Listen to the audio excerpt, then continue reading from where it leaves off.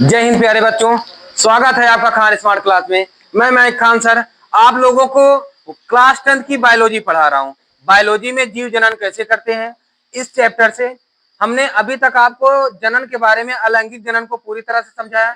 लैंगिक जनन में कैसे क्या होती है, लैंगिक जनन के बेसिक को बताया।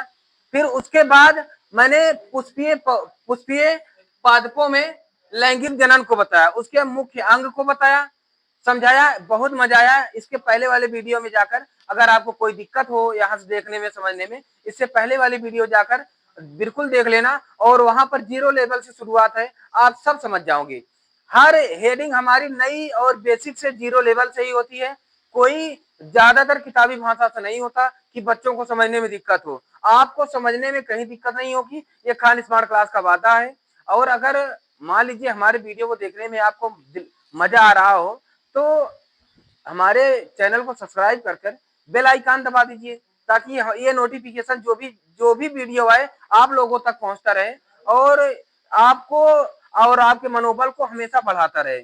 इसके साथ साथ अपने दोस्तों तक ये वीडियो जरूर शेयर कीजिए कि ये वीडियो वाकई में काम के लायक है, कि आपके परसेंटेज को बेहतर 95 के उस पार करेगा। अब की बार तो 95 पार, 0 लेवल वाला बच्चा भी यही कहेगा। ठीक है ना। चलिए अब देखते हैं कि इसको हम बेसिक भाषा में समझ गए। अब हम समझते हैं जननांगों के आधार पर पुष्पों के भाग। भाई देखो, जननांगों के आधार पर पुष्पों को 2 भाग बांटा गया है। एक होता है एक लिंगी पुष्प यानी यूनिसेक्सुअल फ्लावर, और दूसरा होता है द्विलिंगी पुष्प यानी बाइसेक्सुअल फ्लावर। एक लिंगी पुष्प क्या होता है, देखो, जिसमें केवल एक ही जाति के लिंग मौजूद हो, जैसे स्त्री केसर या जायांग, इस पुंकेसर, इसमें स्त्री केसर या पुंकेसर में से कोई एक ही हो। कहने का मतलब है कि मैंने अभी पुष्प जो बनाया था, तो पुष्प देखो ये इसी तरह बनाया था ना,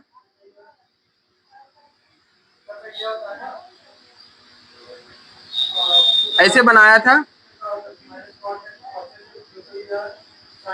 है ना,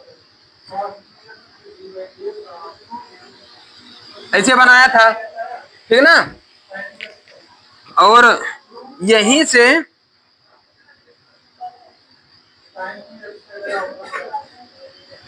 है ना,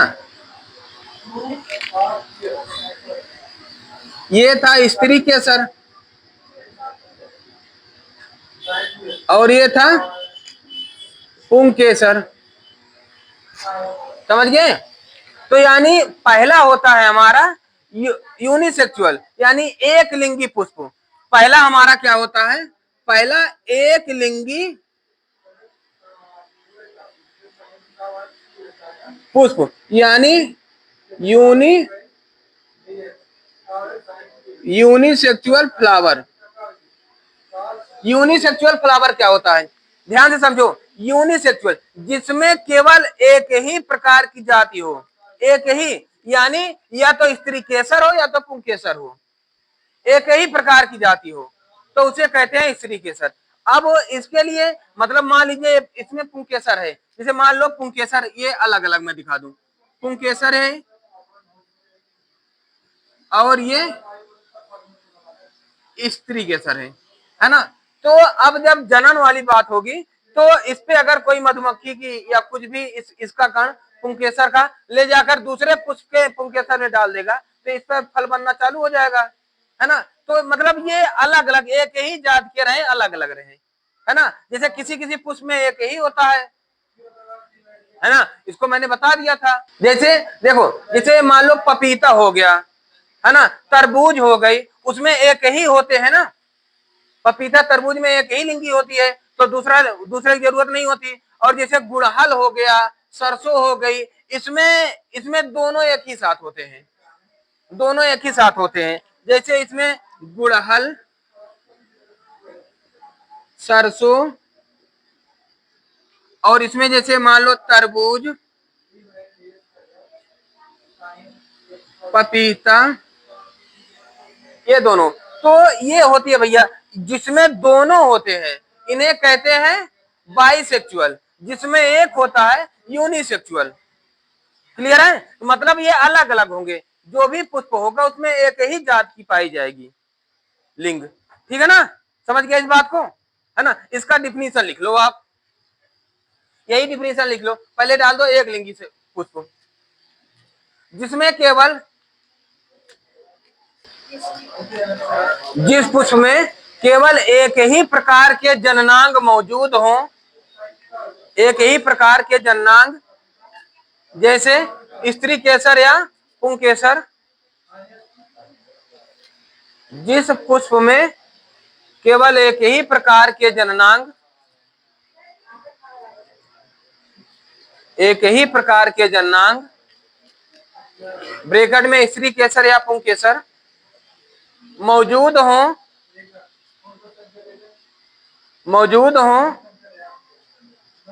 बिट्टी ना तबीयत सही हो तो चली जा, चली जा, हाँ, मौजूद हो, उसे एक लिंगी पुष्प कहते हैं, उसे एक लिंगी पुष्प कहते हैं। इंग्लिश में बोल दे भैया, लिखे हो ही सब लोग, है ना, अभी कल भी लिखवा दिया था। और द्विलिंगी पुष्प यानी बाइसेक्सुअल,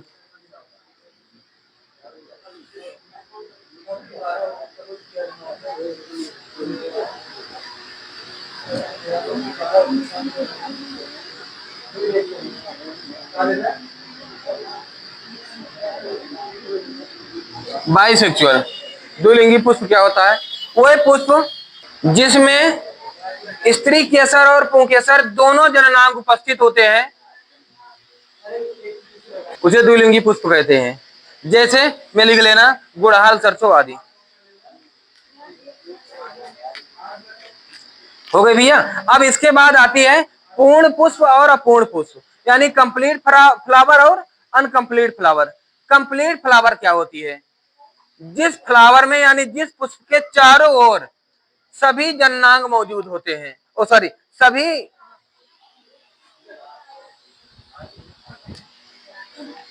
जिस पुष्प के चारों ओर के चक्र पाए जाते हैं, मतलब इसके सभी ओर सभी चक्र मौजूद हो, है ना, इसमें सब कुछ मौजूद हो, तो उसे कहते हैं पूर्ण पुष्प। ठीक है ना, जिसमें सब कुछ मौजूद हो। और जिसमें सब कुछ मौजूद नहीं होता उसे अपूर्ण पुष्प कहते हैं। समझ गए? लिख लो पूर्ण पुष्प, पूर्ण पुष्प लिख लो जिस पुष्प के चारों ओर। अब देखते हैं कि पौधों में जनन प्रक्रिया, स्टेप ऑफ प्लांट रिप्रोडक्शन। पौधों में जनन प्रक्रिया, देखो जनन प्रक्रिया के दो होते हैं, एक स्वपरागण और परपरागण। यानी स्वपरागण यानी सेल्फ पॉलिनेशन, क्रॉस परागण यानी परपरागण। तो स्वपरागण क्या होता है? स्वपरागण जो स्वयं ही, बताता हूं उसको अब, लेकिन परागण क्या होता है पहले ये समझ लो। परागण का मतलब होता है कि पराग कोश से पराग कण को, पराग कोश से पराग कण को स्टिग्मा यानी वर्तिकाग्र तक पहुंचाने की क्रिया को परागण कहते हैं। ठीक है ना, समझ गए? देखो पराग कोश के पराग कण को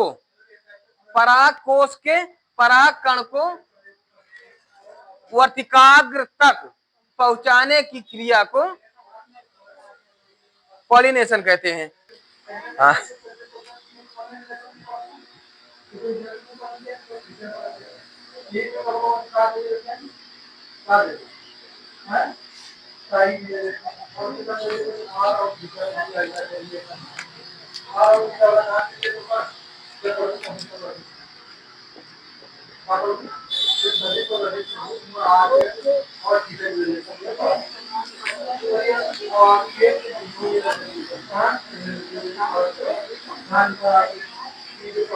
समझ गया इसको, है ना? फिर से पराग कोश से पराग कण को वर्तिकाग्र तक पहुंचाने की क्रिया को परागण कहते हैं। परागण दो प्रकार के होते हैं, एक स्वपरागण और परागण दो प्रकार के होते हैं।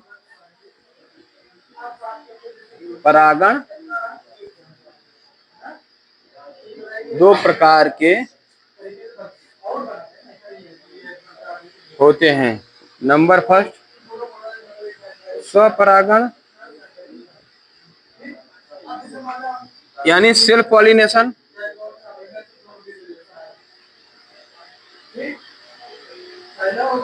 और सेकंड पर परागण यानी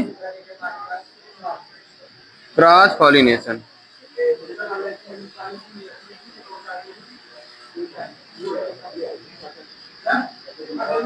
भी वायु परागण है। और जल परागण में क्या है, मतलब ऐसे हैं सभी चीजें, है ना। और जल परागण नहीं, इसमें पक्षी भी और जंतु भी परागण होता है ना। तो इसको ये क्लास 10th में ये सब पढ़ेंगे जल परागण से, ठीक है ना। इसको हम पक्षी और ये सब पढ़ेंगे, लेकिन क्लास 10 में बस इन्हीं में से आता है हमें, ठीक है ना। ये ध्यान देना इस बात को। इसका एक बार स्क्रीनशॉट ले लो तो हम आगे बताएं, लिख लो। चलिए देखिए भैया, अब अभी तक समझ गए पर परागण स्वपरागण को मैंने छोटी लेवल से बताया। अब वही चीज हम थोड़ा लिख के समझा दे। पर परागण क्या होता है, परागण दो प्रकार के होते हैं, स्वपरागण और पर परागण। स्वपरागण को इंग्लिश में कहते हैं सेल्फ पॉलिनेशन,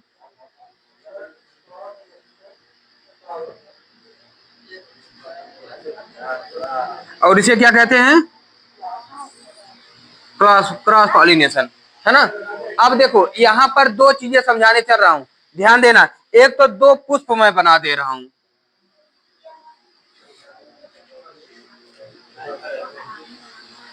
यहाँ कुछ फूल हैं, यहाँ कुछ फूल हैं,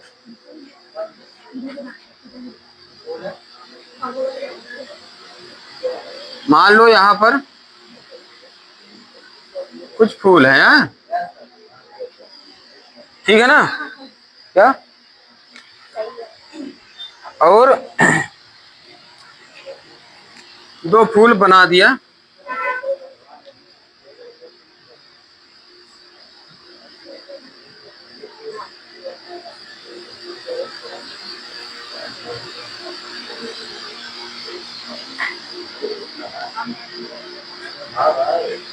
ये दो फूल बना दिया भैया, ठीक है ना।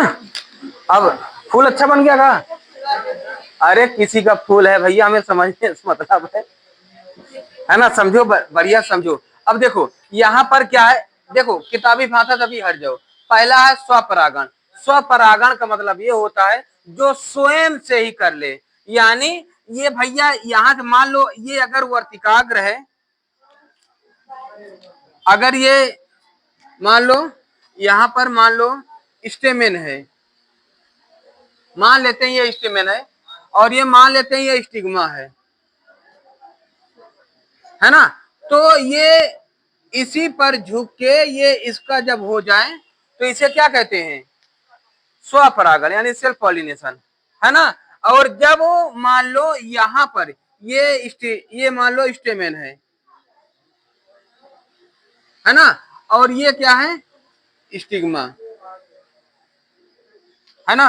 जब भैया, जब ये भाई साहब यहां से उड़ के, ये यहां से उड़ के यहां से कोई मधुमक्खी उड़ के यहां तक आ जाएगी, है ना। ये उड़ के यहां तक आ गई भैया, तो जब यहाँ का परागकण स्टिग्मा तक पहुंचा दिया तो इसे क्या कहते हैं, क्रॉस पॉलिनेशन, मतलब क्रॉस करके गया है ना। एक दूसरे यहाँ से क्रॉस करके गया है ना, दूसरे में गया है। तो यही बात समझ लेना कि किताब में क्या कह रहे हैं, किताबी भाषा, जब परागकण उसी फूल या उसी पौधे के दूसरे पौधे से करो, पौधे से दूसरे फूल के वर्तिकाग्र पर गिरते हैं तो उसे हम स्वपरागण कहते हैं। क्लियर है। जैसे सदाबहार, गुलमेहंदी और मूंगफली या खट्टा बूटी जो भी है, समझ गए ना। अब इसके बाद पर परागण, भाई जो परों से पैरों से उड़ के कहीं जाए, पर परागण यानी परों से उड़ कर जाए। स्वपरागण जो स्वयं गिरा ले, है ना, तो उसे स्वपरागण। तो जैसे पर परागण, जब परागकण हवा, पानी या कीटों द्वारा किसी दूसरे पौधों पर गिर स्थित फूल के वर्तिकाग्र पर पहुंचते हैं या गिरते हैं, तो उसे हम क्या कहते हैं? पर परागण। इतनी बात समझ गए, है ना, पर परागण। तो एक बार इसका जल्दी से स्क्रीनशॉट ले लो तो हम आगे बता दें। जल्दी से कर लो भैया, बहुत जल्दी से। समझ गए ना, इसको समझ गए ना, ठीक है ना। इंग्लिश में लिख लो जल्दी इसको, इंग्लिश वाले जल्दी लिख लो भैया। तो अभी तक पुष्पों के बारे में जितने भी महत्वपूर्ण रहे हैं, जननांग जननांग सब कुछ सब बता दिया। अब उससे संबंधित थोड़ा एक बेसिक हेडिंग है, उसको समझ लेते हैं हम। क्या है? पुमंग एवं जायांग में अंतर, दोनों में अंतर क्या है, इसको थोड़ा एक अभी तक जो समझे हो ना, उसी का एक संक्षिप्त जानकारी है, छोटी सी, कि आपको कोई कहीं पूछ ले तो आप आराम से बता दो। जैसे जायांग क्या होता है? पुंकेसर, यही पुरुष जनन तंत्र कहलाता है। और स्त्री केसर यानी पुमंग यानी ये पुरुष जनन तंत्र कहलाता है। और स्त्री केसर यानी जायांग, ये नर जनन तंत्र कहलाता है। तो अब इसी को मादा जनन तंत्र कहलाता है। नर बोल दिया ना, गलती से हो गई, मिस्टेक। अब हम नर जनन तंत्र को समझते हैं। नर जनन तंत्र क्या होता है? पहला, यह पुष्पों में नर जनन अंग है। कौन? पुंकेसर या पुमंग, ठीक है ना। यह पुष्पों में नर जनन अंग है। फिर इसकी प्रत्येक इकाई को पुंकेसर कहते हैं। प्रत्येक इकाई क्या है? परागकोश, परागकण और पुतंतु, है ना, जिसे फिलामेंट कहते हैं, ये सब इसकी इकाई है। इन सब को क्या कहते हैं?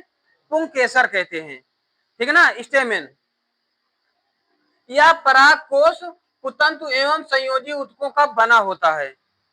संयोजी ऊतक मतलब कनेक्टिव टिश्यू, जो जाकर एक दूसरे से जुड़ा होता है कहीं ना कहीं और अपना कार्यरत रहता है, ठीक है ना, कि इसको यहाँ से यहाँ ले जाना है, यहाँ से यहाँ ले जाना है, ठीक है ना। फिर इसके बाद पुंकेसर का अगला फूला हुआ भाग परागकोश कहलाता है।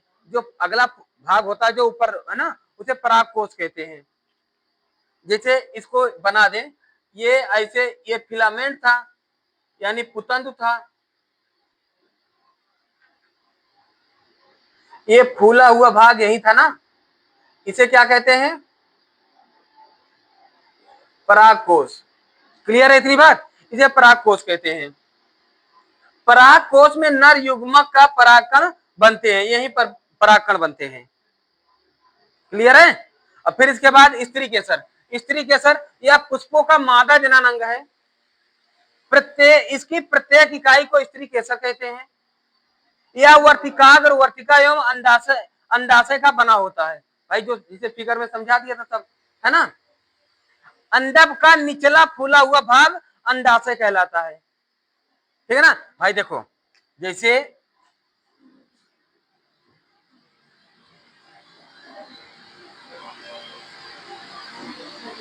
ये यही तो अंडा ये होता है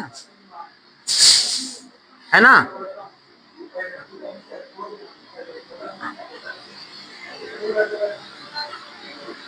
ये वर्तिका होती है, ये वर्तिकाग्र होती है, और ये क्या होती है? अंडाशय होती है।